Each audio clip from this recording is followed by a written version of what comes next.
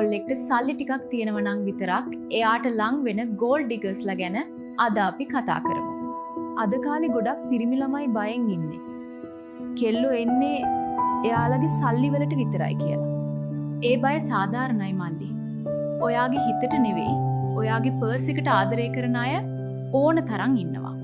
හැබැයි නංගි මේ රටේ ආර්ථිකෙත් එක්ක ඔයා තමන්ගේ අනාගතය ගැන, ආර්ථික ස්ථාවරත්වය ගැන හිතන එකේ වැරද්දක් නැහැ. පැහැදිලිව තේරුම් ගන්න. කෙනෙක්ගේ සල්ලි සූරන් කරන එකයි අනාගතය ගැන ප්‍රායෝගිකව හිතන එකයි කියන්නේ දෙකක්. හැබැයි තමන්ගේ මහන්සියෙන් නැතුව කොල්ලෙක්ගේ සල්ලි වලින් විතරක් සැප විඳින්න බලාපොරොත්තු වෙනවා නම් ඒක හරිම පහත් දෙයක්. කෙල්ලනේ කොල්ලෙක්ගේ සල්ලි මත යැපෙන්නේ නැතුව ඔයත් තනියම නැගිටින්න උත්සාහ කරන්න. එතකොට ඔයාට කාටවත් බරක් වෙන්න ඕන නැහැ. ඒ වගේම මල්ලි කෙල්ලෙක් තමන්ගේ අනාගතය ගැන ප්‍රායෝගිකව හිතනකොට එයාට සල්ලි පෙරේතියක් කියලා ලේබල් ගහන්න එපා. සැබෑ සම්බන්ධයක් කියන්නේ දෙන්න එකතු වෙලා දෙන්නගේම මහන්සියෙන් අනාගතේ ගොඩනගා ගන්න එකයි. මේක අද සමාජයේ ලොකු මාතෘකාවක්. සල්ලිද වැදගත්, ආදරේද වැදගත්. ඔයාගේ ඇත්තම අදහස කමෙන්ට් කරන්න.